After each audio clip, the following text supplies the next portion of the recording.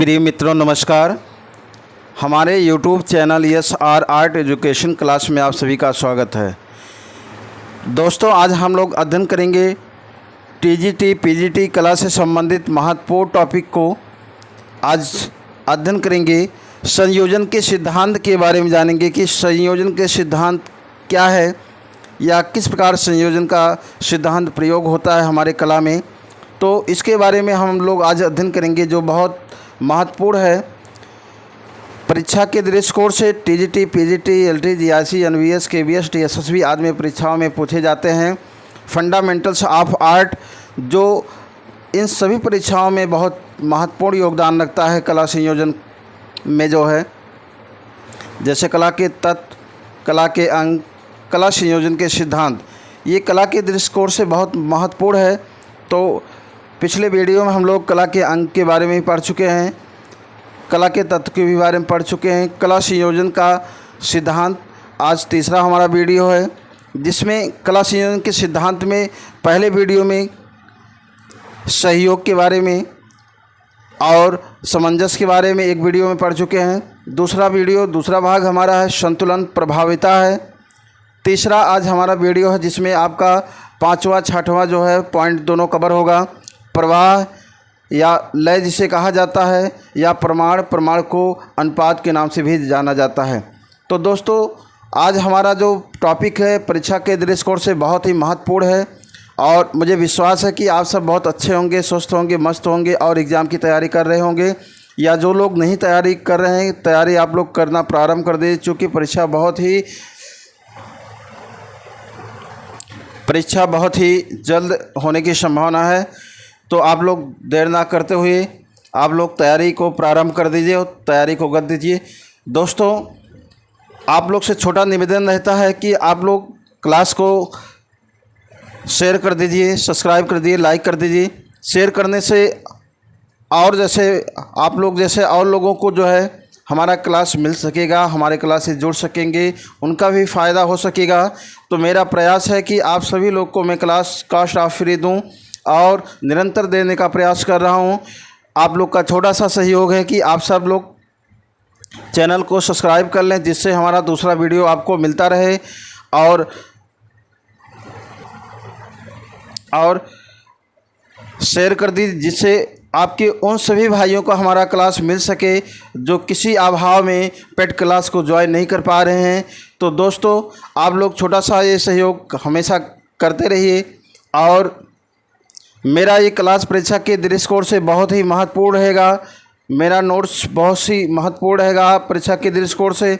मैं चाह रहा हूं कि आप लोग अच्छे से अच्छे अंक से सफल हों और निश्चित है कि हमारे प्रश्न एग्ज़ाम के दृष्टिकोण से बहुत अधिक ज़्यादा जो है फंसेंगे, यहाँ से प्रश्न आपको मिलेंगे। तो देर ना करते हुए आज का हमारा जो टॉपिक है, मुख्य टॉपिक पे हम आते हैं। संयोजन के सिद्धांत के जो पांचवा पॉइंट है प्रवाह, जिसे लय के नाम से जाना भी जाता है और जिसे लय के नाम से भी जाना जाता है या रिदम भी कहा जाता है। तो आज का हमारा जो क्लास है बहुत ही महत्वपूर्ण है दोस्तों। तो देर ना करते हुए आप लोग क्लास को ज्वाइन कर लीजिए। प्रवाह किसे कहते हैं या लय किसे कहते हैं, इसके बारे में जानेंगे मित्रों। प्रवाह चित्र संयोजन का महत्वपूर्ण अंग होता है। लय जिसे रिदम भी कहा जाता है, लय के अभाव में चित्र स्थिर प्रतीत होता है, अर्थात लय के अभाव में चित्र जो होता है स्थिर प्रतीत होता है। लय से ही चित्रों में प्राण अथवा जान आता है। तो कहने का तात्पर्य है मित्रों, यदि हमारे चित्र में लय नहीं होता है तो हमारे चित्रों में प्राण या जान नहीं आता है, अर्थात हमारे चित्र वास्तविक नहीं दिखते हैं, रियल नहीं दिखते हैं, सुंदर नहीं दिखता है, हमारा चित्र आकर्षण नहीं हो पाता है। अर्थात मित्रों ये सभी को लाने के लिए, आकर्षण, सौंदर्य, यथार्थ, नेचुरल लाने के लिए चित्रकार का, एक कुशल चित्रकार का जो है ये प्रयास होता है कि वो अपने चित्र में कला के जो 6 अंग बताए गए हैं, कला के जो 6 तत्व बताए हैं, उन सभी अंगों को, 6 तत्वों को जो है कला संयोजन के सिद्धांत के द्वारा वो सभी चित्रों को रख सके और कितने आवश्यकता में रखनी है, कहाँ पर किस भाव को दिखाना है, ये सारी चीज़ों को कलाकार या चित्रकार ध्यान में रखकर कार्य करता है, पूरा प्रयास करता है अपनी कला में दिखाने में। अर्थात हर एक चित्रकार या कलाकार वे अपने चित्रों को जो है चित्रों में प्राण या जान लाने का प्रयास करता है इन सभी माध्यमों से। यदि ऐसा नहीं करता है तो उसके चित्र जो है निरस हो जाते हैं, अर्थात तो भावपूर्ण नहीं होते हैं, अर्थात इसके अभाव में उसके चित्र सुंदर नहीं होते हैं, अर्थात उनके चित्रों में सत्यम शिवम सुंदरम की प्राप्ति नहीं हो पाती है। दोस्तों, मेरा प्रयास है कि आप सभी लोग को मैं इतना बेहतर समझाने का प्रयास करता हूं कि जिससे आप लोग को जो भी पॉइंट है, जो भी आपका विषय है, संबंधित विषय से संबंधित आपको समझ में आ जाए। यदि कहीं कोई गलती हो तो उसे क्षमा करिएगा मित्रों, क्योंकि मैं भी एक इंसान ही हूँ, बोलने या लिखने में कोई कहीं त्रुटि मिलती है तो इसके लिए क्षमा प्रार्थी हूँ। तो दोस्तों, मैं चित्रों के द्वारा आप लोग को बताने का प्रयास करता हूँ। जैसा कि आप लोग देख रहे होंगे, यदि कोई मानव आकृति में दोनों हाथ नीचे किए हुए स्थिर मुद्रा में सीधा खड़ा हुआ केंद्र में बनाया जाता है तो उसमें कलात्मक या लय का अभाव दिखाई देता है। जैसा कि आप लोग चित्र में बना के दिखाया हूँ, ये केंद्र में मानव का चित्र बनाया गया है जो दोनों हाथ नीचे किए हुए खड़ा हुआ स्थित मुद्रा में है। तो यहाँ पे आप लोग देख रहे होंगे लय का अभाव है चित्र में। तो इस चित्र में लय का अभाव है, अर्थात कहने का अर्थ है कि ये चित्र जैसे मूर्ति ही खड़ा हो, जैसे मूर्ति बनाया गया हो, अर्थात ये भावपूर्ण नहीं है, ये इसमें लय का अभाव है, अर्थात ये सुंदर नहीं दिख रहा, आकर्षण नहीं दिख रहा है। ये सारी चीज़ें आपको दिखने को मिलते हैं। तो जैसे कोई मानव आकृति में दोनों हाथ नीचे की हुई स्थिर मुद्रा में सीधे खड़ा हुआ होता है तो उसमें कलात्मक या लय का अभाव दिखाई देता है।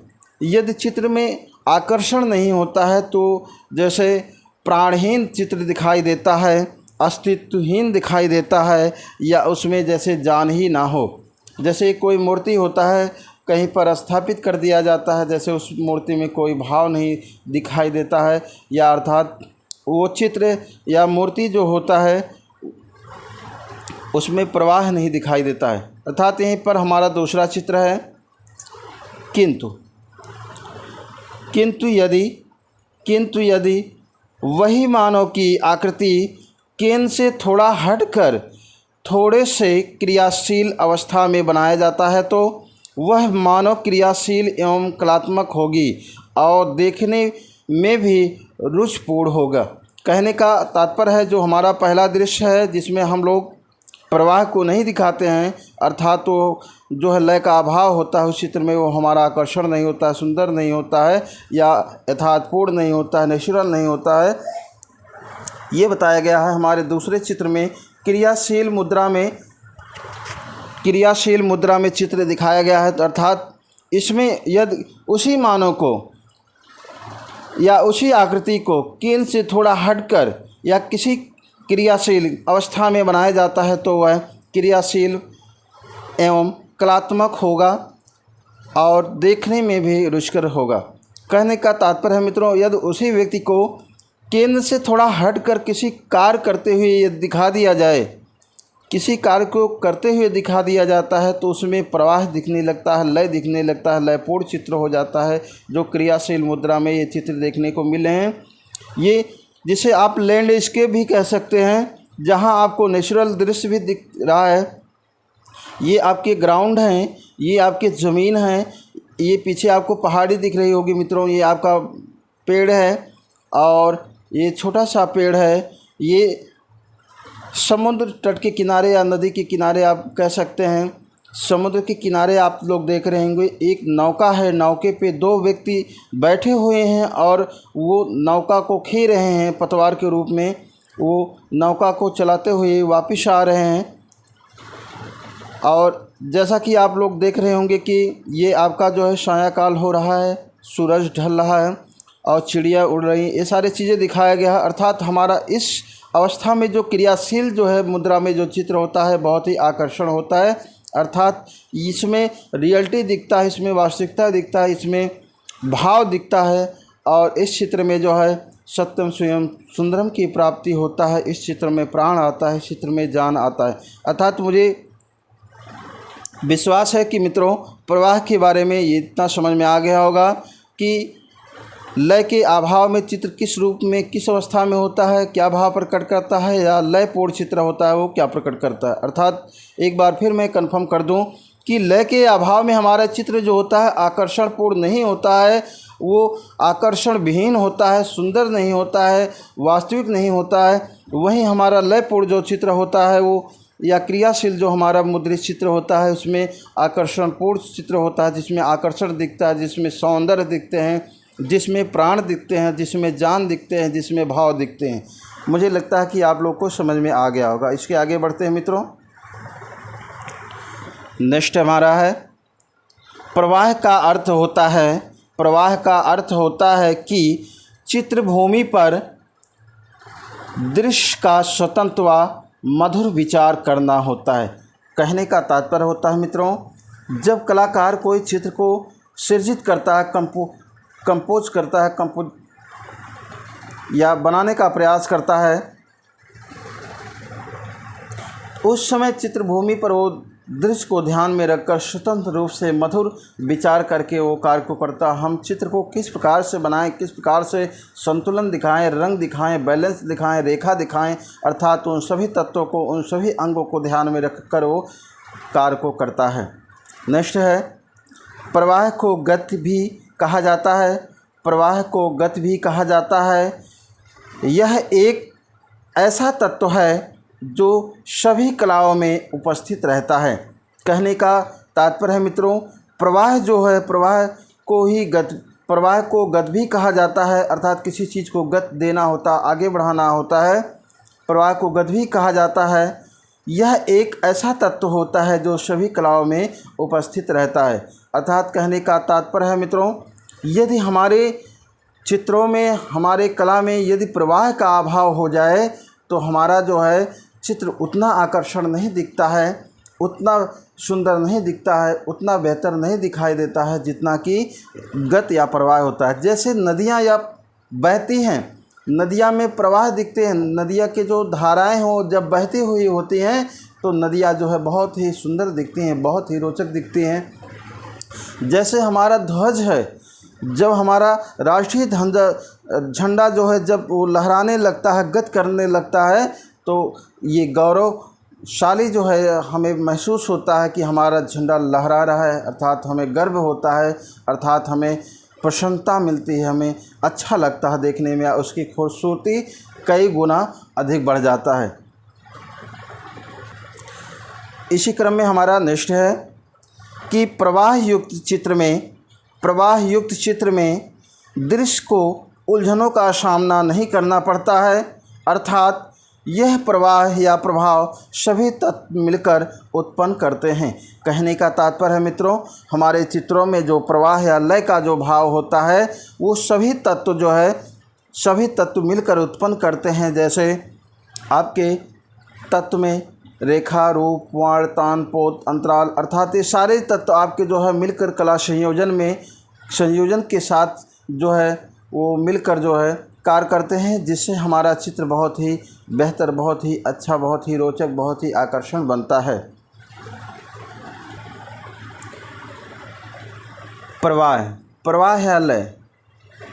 तो मित्रों ये आप लोग विस्तृत क्लास को स्टडी कर रहे हैं, पढ़ रहे हैं, अध्ययन कर रहे हैं, तो यहाँ से प्रश्न जो विस्तृत क्लास होता है या विस्तृत हमारा अध्ययन होता है, कला के बारे में इतिहास होता है, कला का इतिहास जो होता है उसके बारे में यदि हमें पूर्ण ज्ञान हो जाए तो प्रश्न आयोग किसी भी तरीके से आपसे पूछे तो आप लोग पूरे कॉन्फिडेंस के साथ आप उस प्रश्न का उत्तर आप दे पाएंगे। अर्थात यदि आप ऐसा प्रयास करते हैं कि ऑप्शनल पढ़कर हम परीक्षा को जो है वो फाइट कर जाएंगे तो ये आप गलत सोच रहे हैं, क्योंकि प्रश्न इस तरीके से घुमा फिरा के पूछता है कि आप लोग कंफ्यूज हो जाएंगे। इसलिए मित्रों मैं आप लोग को विस्तृत क्लास दे रहा हूं जिससे आप लोग का कंफ्यूजिंग जो है वो दूर हो सके और आप का कॉन्फिडेंस लेवल बढ़ सके, अर्थात आप जो है उस चीज़ को अस्थाई रख सके, ज़्यादा समय तक उसको जो है अपने माइंड में रख सकें, याद हो सके। तो दोस्तों मेरा यही प्रयास है कि विस्तृत क्लास दूंगा, और विस्तृत क्लास के साथ साथ आप लोग को बीच बीच में आप लोग को उस टॉपिक से संबंधित संपूर्ण जितने प्रश्न आज तक बने हैं,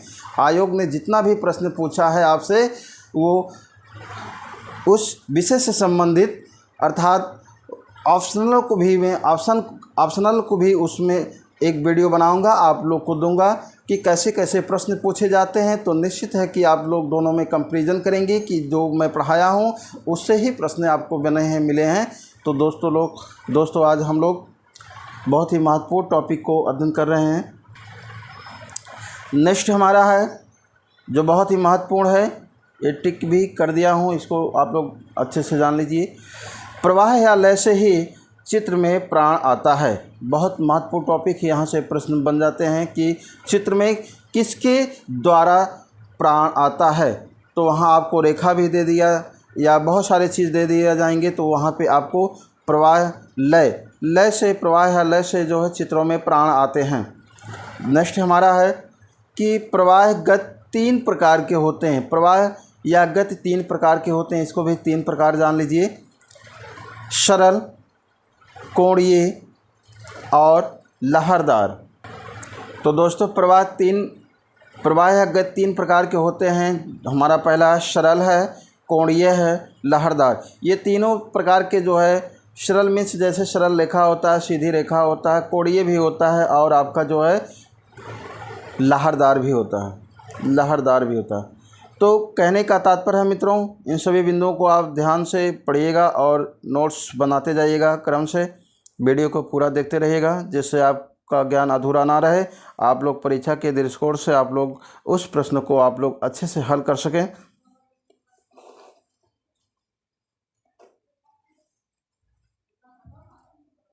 नेक्स्ट है, लहरदार रेखा में सर्वाधिक गति का अभाव होता है। लहरदार रेखा में सर्वाधिक गति का अभाव होता है।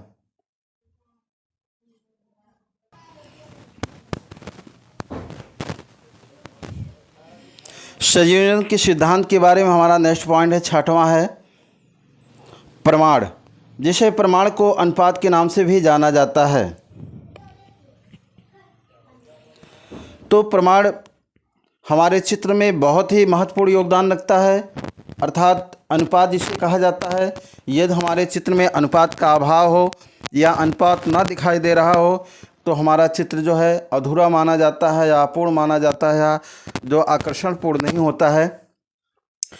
प्रमाण जो होता है चित्र को प्रमाणित करता है कि वस्तु, कौन सी वस्तु जो है, जो आकृतियाँ होती हैं, जो चित्र होते हैं, वो प्रमाणित करता है कि हम हैं, अर्थात उस चीज़ को बताने का आवश्यकता नहीं होती है। कहने का तात्पर्य है, जैसे मित्रों यदि चित्रकार साधु का चित्र बना रहा है, तो जब वो सारे उसमें तत्व सम्मिलित होते हैं, सारे अन्य चीज़ों को, तत्वों को ध्यान में रखकर चित्रकार जो है साधु का चित्र बनाता है, अर्थात तो साधु का चित्र यदि उसे दिखाई देता है, तो साधु का चित्र, जैसे कहने का तात्पर्य उसके साधु का जो वेशभूषा होता है, पीला वस्त्र होता है या सन्यासी के रूप में होता है, उसके बाल जो है बड़े होते हैं, या जो है वो जो है पाँव में खड़ाऊ पहना होता है, या मोतियों का माला जो है पहना होता है, और उसके हाव भाव बहुत सरल होते हैं, अर्थात वो बहुत सीधा साधा होता है, अर्थात ये सारे चीज़ तपस्वी के रूप में होता है। तो अर्थात ये सारी चीज़ें उसे अगर दिखाई देता है, तो वो साधु, उसे बताने की ज़रूरत नहीं होती है कि ये साधु का है, या उसको जो है उसी साधु को बताइए कि हम साधु का चित्र बना रहे हैं, या उसे कोट पैंट चश्मा लगा दीजिए, पहना दीजिए, बाल जो है केस को झाड़ते हुए दिखा दीजिए, तो साधु नहीं माना जाएगा। अर्थात कहने का तात्पर्य होता है मित्रों, चित्र खुद स्वयं प्रमाणित करता है कि मैं ये हूँ। जैसा चित्रकार बनाता है या चित्रकार के अंदर कुशलता होती है, चित्र को बनाते समय सारे अंगों को, सारे तत्वों को इस प्रकार से संयोजन का अर्थ ही होता है उस चीज़ को सहेजना, सहेज कर रखना, उन सभी तत्वों को सम्मिलित करना, उसमें संयोजन के सिद्धांत में बताया गया है। तो प्रमाण का अर्थ ही होता है उस चीज़ को प्रमाणित करना या उस अनुपात को दिखाना कि ये है। यदि हम वर्ग बनाएं, यदि हम वर्ग बनाते हैं तो वर्ग में चारों जो उसकी भुजाएं बराबर होते हैं और 90 डिग्री के उसके होते हैं, अर्थात लंबाई चौड़ाई उसके बराबर होते हैं, तो उसे बताने की ज़रूरत नहीं कि ये वर्ग है। वहीं पर उसके समान ही आयत होता है जिसकी लंबाई और चौड़ाई में अंतर देखने को आपको मिलता है, जो ये भी प्रमाणित करता है कि ये आयत है, चूँकि आयत की लंबाई ज़्यादा होती है, चौड़ाई कम होती है। तो मित्रों, मुझे उम्मीद है कि आप लोग को समझ में आ गया होगा। आगे डिटेल बताएंगे। मुझे उम्मीद है कि आप लोग को अनुपात या प्रमाण समझ में आ गया होगा। किसी चित्र की रचना के लिए किसी चित्र की रचना के लिए प्रमाण या अनुपात का पूर्ण ध्यान रखना अति आवश्यक होता है। यदि चित्र में सही अनुपात का प्रयोग नहीं किया जाता है तो चित्र में निरस या बेमेल का भाव दिखाई देता है।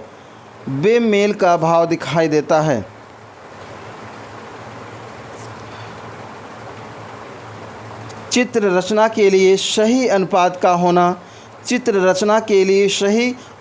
का होना आवश्यक होता है।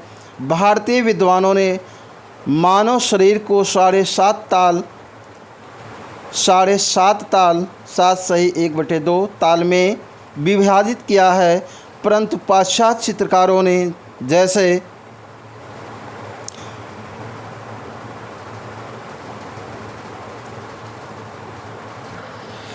जैसे माइकल एंजेलो ने मानव शरीर को 8 ताल के रूप में विभाजित किया है। तो कहने का तात्पर्य है मित्रों, चित्रकार जब भी चित्रण कार्य करता है तो प्रमाण को ध्यान में रखकर या अनुपात को ध्यान में रखकर वो कार्य को करता है, अर्थात ऐसा नहीं करता है तो उसके चित्रों में निरस्ता आती है और उसके चित्रों में जो संग होता है वो बेमेल दिखाई देने लगता है। अर्थात भारतीय विद्वानों ने मानव शरीर को जो है 7.5 ताल में विभाजित किया है, वहीं पर पाश्चात्य चित्रकारों ने जैसे माइकल एंजेलो ने मानव शरीर को 8 ताल में विभाजित किया है। तो यहाँ पर आप लोग देख रहे होंगे, जैसे साधु का चित्र बना रहे हैं या महात्मा का चित्र बना रहे हैं या ऋषि मुनि का चित्र बना रहे हैं, तो उनके पास अगर ऋषि मुनि है तो ज़रूर उनके जो है शिष्य होंगे, शिक्षा लेने ग्रहण करने के लिए जाएंगे। यदि उनके अनुपात यदि उन्हें शिष्य नहीं दिखाएंगे तो उसमें ये नहीं कन्फर्म होगा, ये नहीं प्रमाणित होगा कि इसमें शिष्य कौन है, गुरु है, और बेमेल का भाव दिखाई देगा। अर्थात ये स्पष्ट होना चाहिए कि ये गुरु हैं, ये शिष्य हैं। अर्थात शिष्य के रूप में छोटा दिखाना होगा, उनको भी उन्हीं के समान जो है वेशभूषा दिखाने होगी और उनके सम्मुख बनाकर दिखाना होगा, अर्थात उस अनुपात को ध्यान में रखना होगा। मित्रों, प्रमाण के बारे में आगे और हम लोग बेहतर ढंग से जानने का प्रयास करेंगे चित्रों के माध्यम से। तो प्रमाण को जानेंगे, प्रमाण क्या होता है। प्रमाण को ही संबंधता का सिद्धांत या लॉ ऑफ रिलेशनशिप भी कहा जाता है, जो बहुत महत्वपूर्ण है मित्रों, ये एग्ज़ाम में आ भी चुका है।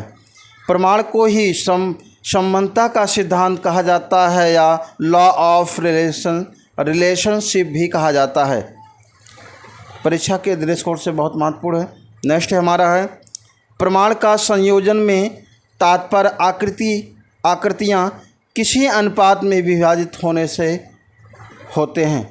से हैं। कहने का तात्पर्य है कि प्रमाण का संयोजन जो होता है, प्रमाण का संयोजन होता है, उसका तात्पर्य आकृतियाँ किसी भी अनुपात में विभाजित होने से होता है।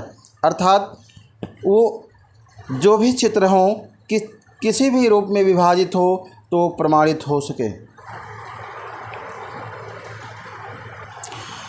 नेक्स्ट हमारा है मित्रों प्रमाण निर्धारित करता है कि हमारा चित्र किस अनुपात में विभाजित है और हमारे विषय वस्तु किस प्रकार से संयोजित है। यह प्रमाण निर्धारित करता है। प्रमाण निर्धारित करता है कि हमारा चित्र किस अनुपात में विभाजित है और हमारा विषय वस्तु किस प्रकार से संयोजित हैं। नेक्स्ट है, यदि लंबाई चौड़ाई में अधिक अंतर होगा तो आकृतियां हमें रुचिकर अरुचिकर प्रतीत होंगी। कहने का तात्पर्य है मित्रों, यदि लंबाई चौड़ाई में अधिक अंतर होगा तो हमारी आकृतियों में अरुचिकर प्रतीत होगी। कहने का तात्पर्य है मित्रों, यदि आपने देखा होगा कि जब हम चित्र बनाते हैं तो लंबाई चौड़ाई को ध्यान में रखकर जो है किसी चीज़ को हम बनाते हैं। जैसे मनुष्य का ही चित्र होता है, यदि मनुष्य का बॉडी आप लोग बना रहे हो तो मनुष्य की फिट जो बॉडी होती है उसकी लंबाई जो होती है, हाइट उसकी होता है जैसे 5.5 फीट हम लोग सही मानते हैं। अगर उसे 10 फीट भी बना देंगे, किसी मनुष्य की हाइट को अगर 10 फीट आप बना देंगे, वो भी अपने आप में एक अजूबा हो जाएगा, अद्भुत हो जाएगा, वो भी गलत हो जाएगा। यदि उसको 2 फीट बना देंगे, वो भी एक अद्भुत, एक अलग हो जाएगा, भिन्न हो जाएगा।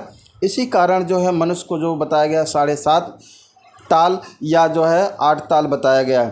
तो कहने का तात्पर्य है मित्रों, हम किसी चीज़ को जब बनाते हैं लंबाई और चौड़ाई को ध्यान में रखकर, जैसा कि हर एक व्यक्ति अपने आप को फिट रखने का कार्य करता है, व्यवस्थित करने का कार्य करता है, या जैसे चित्र को संयोजित किया जाता है, ठीक मनुष्य अपने आप को भी उसी तरीके से संयोजित करता है, चाहे वो योगा करके या जिम करके अपने आप को फिटनेस रखने का कार्य करता है।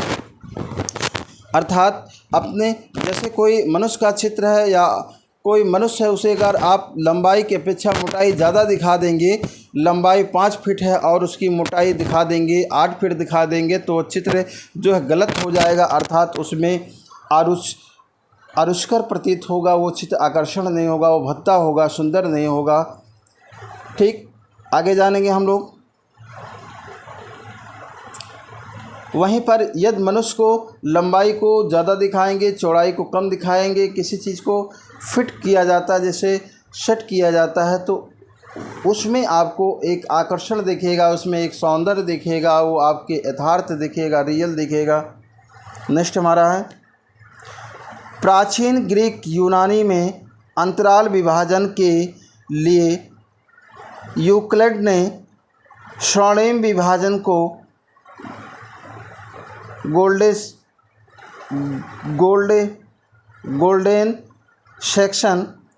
सेक्शन ने खोजा था, जिसका अनुपात 2:3, 3:5, 5:8 है। अर्थात उनके कहने का तात्पर्य था, जो चित्र का सही अंतराल होता है, जो माप होता है, अर्थात ये यूनानी जो विद्वान थे गोल्डन सेक्शन, इन्होंने ये खोज किया था कि सही अनुपात कौन सा है। जो यूनानी विद्वान थे अंतराल विभाजन करने का, अंतराल मीन्स होता है धरातल विभाजन करने का, या धरातल को हम किस धरातल को सेलेक्ट करें जिस पे हम चित्र बनाएं, जो हमारा सबसे बेहतर जो है धरातल हो। जैसे आपने देखा होगा कि 2x3 और 3x5, 2x3 और 2x3 और 3x5, 5x8। अर्थात इसे हम गुणे में भी कह सकते हैं और हम लोग इसे अनुपात में भी कह सकते हैं। 2:3, 3:5, 5:8। ये हमारा सही अंतराल विभाजन है, अर्थात हमारा धरातल है, अर्थात जिस पे हम लोग चित्रकारी करते हैं, जिस पे हम लोग चित्र बनाते हैं। अर्थात हमारा जो अनुपात ये होता है, अनुपात से ही हमारे जो चित्र होते हैं एक आकर्षण का वो बिंदु बन जाते हैं, अर्थात वो प्रभावित करने लगते हैं। तो ये 2:3, 3:5, 5:8 ये बहुत महत्वपूर्ण है मित्रों, इसको याद कर लीजिएगा। अनुपात को हमारे क्या हैं। तो मित्रों, आप लोग ने देखा होगा कि जैसे आपका मोबाइल भी होता है, आपके मोबाइल भी होता है, जो अनुपात आपने मोबाइल का देखा होगा, चाहे मोबाइल होता है, टैबलेट होता है, डेस्कटॉप होता है, कंप्यूटर होता है, या आपका जो है डिजिटल बोर्ड होता है, आपने देखा होगा कि अनुपात में रहता है, अर्थात उस चीज़ की लंबाई ज़्यादा होती है, चौड़ाई कम होती है। उसी अगर वर्गाकार बना दिया जाए तो उसका जो खूबसूरती कम हो जाता है, उसका जो है जो भाव होता है वो कम हो जाता है। वो ठीक हमारे जो फर्नीचर होते हैं, जैसे आपने देखा होगा मेज़ भी होता है, हमारे बेड होते हैं, या अलमारी होता है, कोई भी सारे चीज़ें होते हैं, बुक भी होते हैं, आप लोग ने देखा होगा बैग होते हैं, अधिकतर आपको इसी रूप में, इसी अनुपात में देखने को मिलेंगे। हमारा तिरंगा झंडा भी 2:3 है, अर्थात कैलेंडर, फ़ोटो, चार्ट, जो भी सारे चीज़ें आप देखेंगे इसी अनुपात में रहेगा। इसलिए ऐसा अनुपात दिया जाता है जिसे स्वर्णिम विभाजन कहा गया है, बहुत अच्छा विभाजन कहा गया है, जो एक जो है आकर्षण का केंद्र हो जाता है। अर्थात नेक्स्ट हम जानेंगे मित्रों, यह विभाजन आज भी प्रभावी है। यह विभाजन आज भी प्रभावी है, अर्थात कहने का तात्पर्य है मित्रों, आप लोग को आज भी ये सारी चीज़ें आपको विभाजन दिखाई दे रहा होगा, देखने को मिलते होंगे। चूँकि ये प्राचीन काल के समय में ग्रीक जो है, यूनानी विद्वान ने ये स्वर्णिम विभाजन जो है दिया था, जो गोल्डन सेक्शन ने बताया था, खोज किया था। अर्थात आपको देखने को आपको हड़प्पा और सिंधु घाटी, हड़प्पा और मोहनजोदड़ो में भी आपको देखने को मिलेंगे जो स्नानागार मिले थे, अन्नागार मिले थे, उसकी लंबाई चौड़ाई पूछा जाता है स्नानागार का, ठीक है। वो भी आपको एक आयताकार ही रूप में आपको देखने को प्राप्त होते हैं। अर्थात उस समय के जो मोहरे थे, मोहरे भी उस समय आयताकार ही होते थे। आज के समय में भी जो मोहरे हैं वो भी आपको आयताकार में देखने को प्राप्त हैं। मुद्राएं भी आपको आज के समय में जो है वो भी आपको आयताकार के ही रूप में देखने को प्राप्त होते हैं। तो मित्रों, हमारा नेक्स्ट है प्रमाण के अनुसार पुरुषकृति 7.5 ताल लंबाई व स्त्री की आकृति 7 ताल लंबाई होनी चाहिए। कहने का तात्पर्य है मित्रों, यदि चित्र बनाता है या आकृतियाँ बनाता है तो ये सारे तत्वों को ध्यान में रखकर जो हमारे विद्वानों के अनुसार जो सारे चीज़ें बनाई गई हैं, नियम बनाए गए हैं, पुरुष को 7.5 ताल में उसकी लंबाई दिखाया जाता है, वहीं पर स्त्री को 7 ताल में दिखाया जाता है। अर्थात आप लोग को देखने को ऐसा भी प्राप्त होगा कि पुरुष की आकृति जो होती है ज़्यादा होता है, महिलाओं की आकृति जो है अधिकतर आपको कम ही देखने को मिलेंगे। ये ईश्वर की बनाई गई जो है ये नियम है, अर्थात ये भी आपको देखने को अधिकतर ऐसा मिलता है कि पुरुष की लंबाई अधिक होती है और महिलाओं की लंबाई कम होती है। नेचर ने भी इस चीज़ को स्वीकारा है। नेक्स्ट हमारा है, माइकल एंजेलो ने अपने आकृतियों को 8 ताल में विभाजित किया है। वहीं आपके जो विदेशी या पाश्चात्य कला के जो चित्रकार थे, विद्वान थे, उन्होंने अपने चित्र की आकृतियों में वो 8 ताल में मनुष्य के शरीर को विभाजित करने का कार्य किया है। नेक्स्ट हमारा है, आयताकार आकृतियाँ अन्य आकृतियों की अपेक्षा अधिक रुचिकर प्रतीत होती हैं। ये स्पष्ट कर दिया गया है कि वर्ग की अपेक्षा में जो आयताकार आकृतियाँ बनाई जाती हैं या जो आयताकार आकृतियाँ होती हैं अन्य आकृतियों की अपेक्षा अधिक रुचिकर प्रतीत होती हैं, अधिक आकर्षण दिखती हैं। नेक्स्ट हमारा मित्रों, आगे हम बहुत महत्वपूर्ण बिंदु पे चर्चा करेंगे।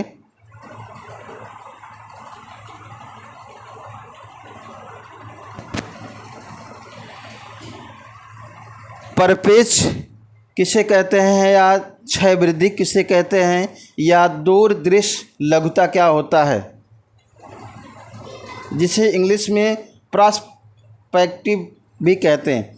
तो परिपेक्ष को जितने नाम से जाना जाता है उन सभी नामों को मैं यहाँ पे लिख दिया हूँ। परिपेक्ष, छाया वृद्धि, दूरदृष्टि लघुता या पर्सपेक्टिव, इतने नामों से जाना जाता है। इसके बारे में जानेंगे दोस्तों। जो चित्र में इसकी बहुत महत्वपूर्ण योगदान होता है, अर्थात कहने का तात्पर्य होता है मित्रों, जो स्थित वस्तु चित्र होते हैं हमें वो किस रूप में दिखाई देते हैं या उसमें वास्तविक कितने वो तल होते हैं, अर्थात हमें कितने तल दिखाई देते हैं, इस पर चर्चा करेंगे। यह वह वैज्ञानिक ढंग है जिसकी सहायता से किसी ठोस आकार को समतल सतह पर इस प्रकार अंकित किया जाता है कि उसका रूप आकृति की तरह ठोस व प्रमाण युक्त दिखाई पड़ते हैं। ऐसा करने पर आकृति के कुछ अंग लुप्त हो जाते हैं या आभास के तौर पर प्रयोग किया जाता है। यही प्रयोग छाया वृद्धि होती है। अर्थात कहने का तात्पर्य है मित्रों, जब कलाकार अपने चित्रों में अपने धरातल पे किसी चित्र को जब बनाने का प्रयास करता है, जैसे घन बनाता है या किसी ठोस वस्तु को बनाता है या किसी वस्तु को बनाता है, तो उसमें जो तल होते हैं उसमें 6 तल होते हैं। अगर वो वर्ग है, आयत है, तो उसमें 6 तल होते हैं, लेकिन दर्शक को देखने में 3 ही तल दिखाई देते हैं। अर्थात कहने का तात्पर्य है कुछ आकृतियों के कुछ तल लुप्त हो जाते हैं, जिसे हम क्षय वृद्धि कहते हैं। अर्थात वो क्षय हो जाता है, उसे क्षय वृद्धि कहते हैं।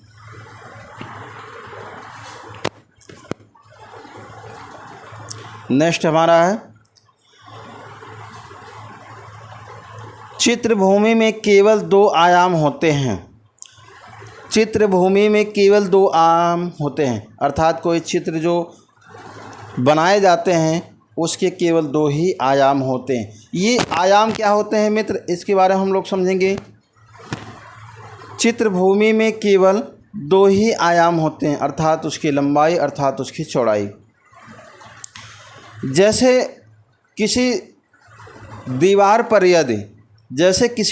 पर यदि हम चित्र बनाने का प्रयास करते हैं मित्रों, यदि हम रेखाओं के द्वारा उसमें चित्र अंकित करते हैं तो उसमें लंबाई चौड़ाई, जो चित्र की लंबाई चौड़ाई होगी उसे हम लोग आयाम कहते हैं। अर्थात तो वो चित्र द्विआयामी होगा।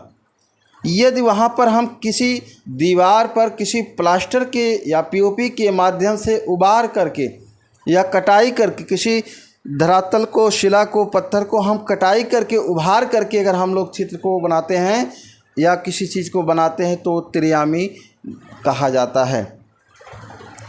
तो चित्र भूमि पर जो है 2 ही आयाम दिखते हैं। जैसे कोई कागज़ पे कोई चित्र बनता है, कोई चीज़ फलक पे बनता है, तो उसे हम लोग 2 आयामी कहते हैं, जिसमें लंबाई और चौड़ाई दिखता, ऊंचाई उसमें नहीं दिखता है। नेक्स्ट हमारा है, इस प्रकार किसी भी आकृति के केवल 2 आयाम ही प्रस्तुत किए जा सकते हैं। भाई आप कागज़ पे तो प्लास्टर लगा नहीं पाएंगे, पीओपी लगा नहीं पाएंगे, आप कागज़ को आप काट कर जो है बना नहीं पाओगे, ठीक है। तो कुछ चीज़ें होती हैं, कुछ हमारे ऐसे धरातल होते हैं जो जहाँ पे 2 ही आयामी हम जो है चित्र को दर्शा पाते हैं, 2 ही आयाम दिखा पाते हैं। और कुछ धरातल ऐसे होते हैं जैसे शिला होते हैं, शिला को हम 2 आयामी भी दिखा सकते हैं। इस पर किसी माध्यम से चित्र बनाकर रेखाओं के द्वारा 2 आयामी भी दिखा सकते हैं, या उसकी हम कटाई करके उसे त्रिआयामी भी दिखा सकते हैं। परंतु स्थिर बिंदु से ठोस ठोस आकृति को देखने पर उसको सीमा रेखा भंग हो जाते हैं, तो इसी कारण हम उसको ठोस दिखाई देता है। नेक्स्ट हमारा है,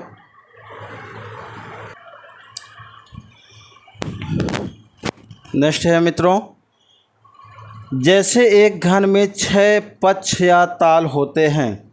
ताल का मतलब क्या होता है, जिसे हम लोग तल कहते हैं, जिसे हम तल कहते हैं। पक्ष या तल होते हैं, परंतु जब हम ऐसे चित्रित करते हैं तो चित्र में उनके अधिकतम 3 ही पक्ष दिखते हैं। कहने का तात्पर्य है मित्रों, जैसा कि आप लोग देख रहे होंगे, कोई घन होता है, ये घन है, ये आपका घन है, ये ऊपरी सिरा है, उसके नीचे भाग 2 है, उसके साइड में भाग 3, उसके साइड में भाग 4 है, उसके ऊपर भाग 5 है, उसके इस साइड में भाग 6। आपको 6 इस तरीके से आपको 6 तल दिखाई देंगे, इस तरीके से आपको 6 तल दिखाई देंगे। कहने का तात्पर्य है वहीं आपको जो है 6 तल दिखाई आपको देंगे।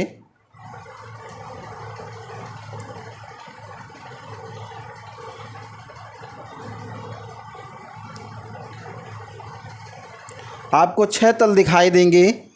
वहीं पर आपका जो नेक्स्ट है, ये घन के 6 तल हैं। इसके ऊपर का भाग है, ऊपर का भाग रहेगा, नीचे का भाग है, ये 6 तल आपको है।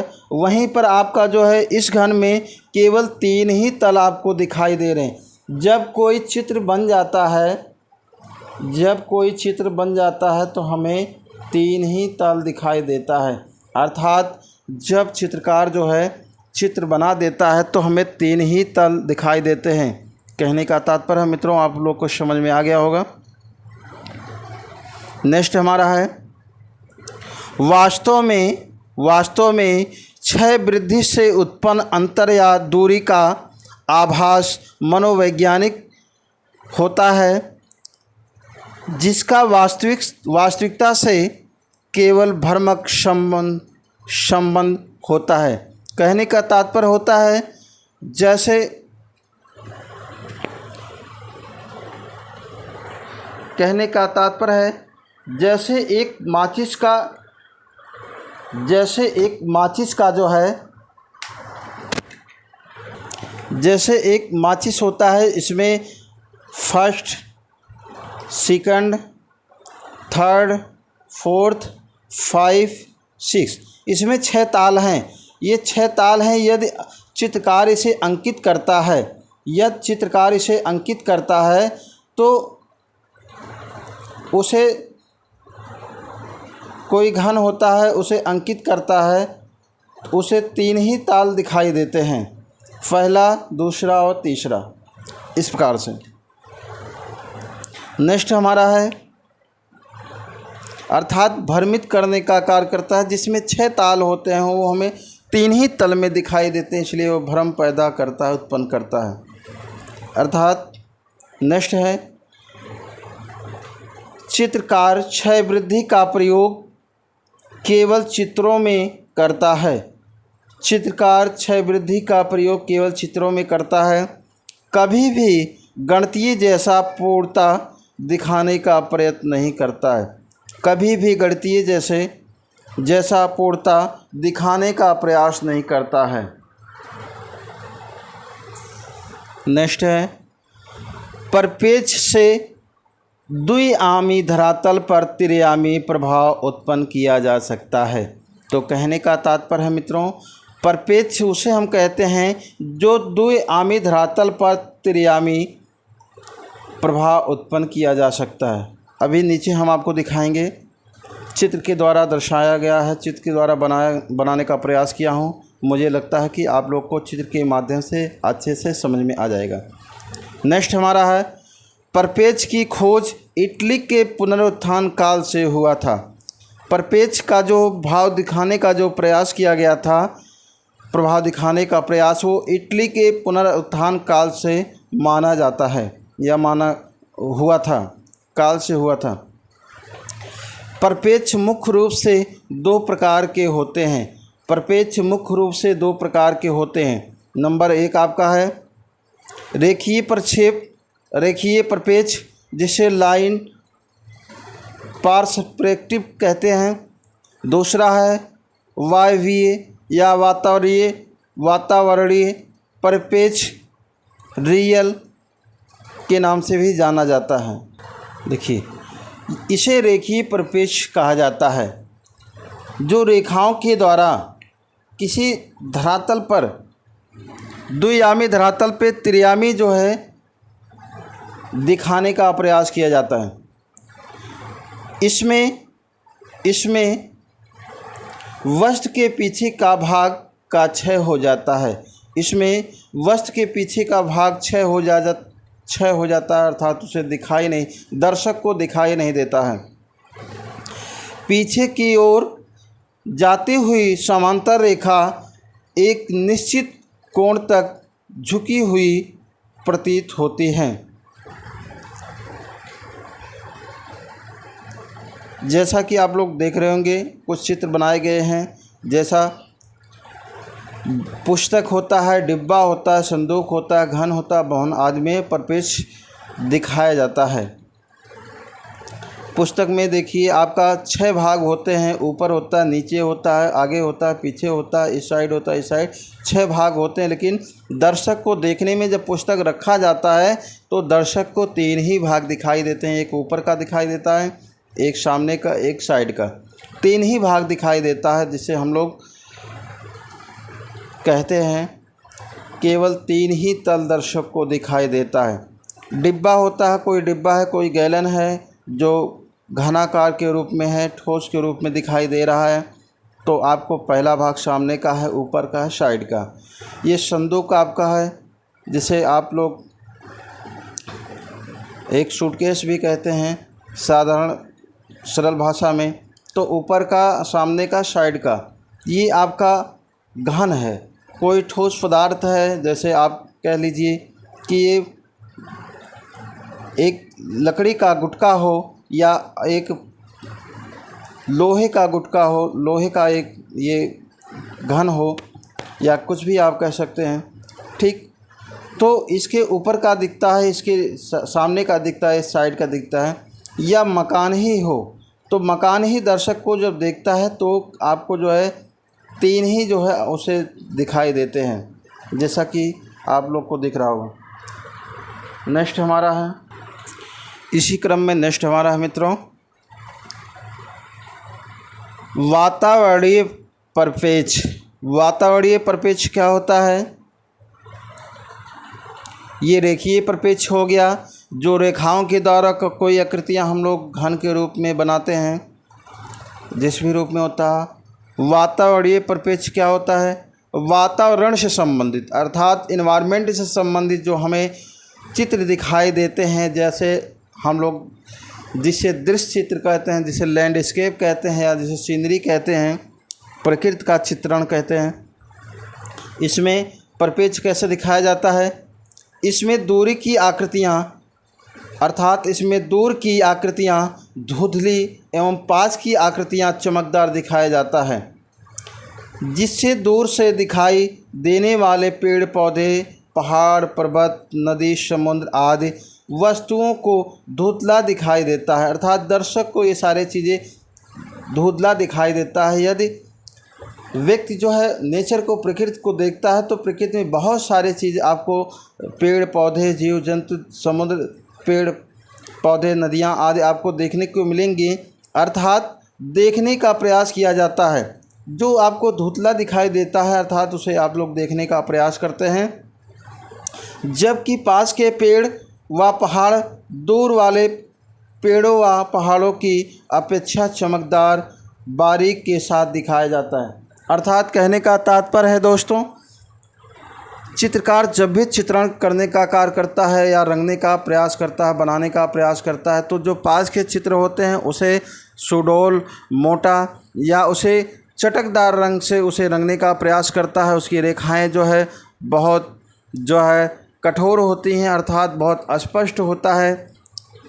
वहीं दूर की जो आकृतियाँ होता है उसे छोटा दिखाता है या उसे हल्के कलर से रंगने का प्रयास करता है। उसकी रेखाएं टूटी फूटी होती हैं, अर्थात जिससे पास के चित्र हमें आसानी से दिखती हैं और उसे हम स्पष्ट देख पाते हैं, या दूर की वस्तुएं हमें धुंधले के रूप में दिखाई देती हैं, दर्शक को दिखाई देता है। इसी को कहा जाता है वातावरणीय परिपेक्ष। तो मुझे विश्वास है कि आप सभी लोग को समझ में आ गया होगा कि रेखीय परिपेक्ष क्या है। रेखीय मीन्स जो रेखाओं के द्वारा बनाया जाता है, बुक है, या जो है डिब्बा है, संदूक है, या घन है, भवन आदि ये रेखीय प्रक्षेप आता है। ऐसा भी एक प्रश्न पूछा जाता है कि जो है जो मकान है वो किस प्रक्षेप के अंतर्गत आता है, मकान किस प्रक्षेप के अंतर्गत आता है, तो ये रेखीय प्रक्षेप के अंतर्गत आता है। ये पीजीटी में पूछा गया प्रश्न है।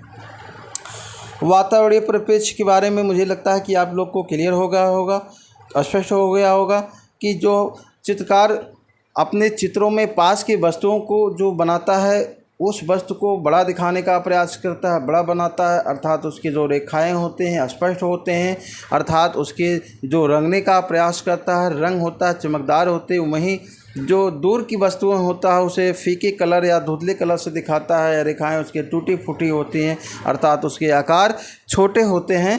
इन्हीं क्लास के साथ आज हमारा क्लास समाप्त होता है। दोस्तों फिर आपसे एक बार कह रहा हूं कि आप लोग जो लोग क्लास को सब्सक्राइब नहीं किए सब्सक्राइब कर लीजिए। जो लोग हमारे पिछले वीडियो को नहीं देखे हैं चैनल पे जाके डिस्क्रिप्शन में लिंक में दिया हूं, वहां पे आप लोग लिंक को ओपन करके हमारे सारे वीडियो को आप लोग देख लीजिए, जिससे आप लोग के ज्ञान में विस्तार हो, आप लोग की अच्छी तैयारी हो। और नेक्स्ट क्लास पाने के लिए सब्सक्राइब कर दीजिए और शेयर कर दीजिए। आप सभी को क्लास देखने के लिए बहुत बहुत धन्यवाद। जय हिंद, जय भारत। अगले नेक्स्ट क्लास में मिलेंगे आपसे। आप लोग स्वस्थ रहिए, मस्त रहिए और परीक्षा की तैयारी करते रहिए।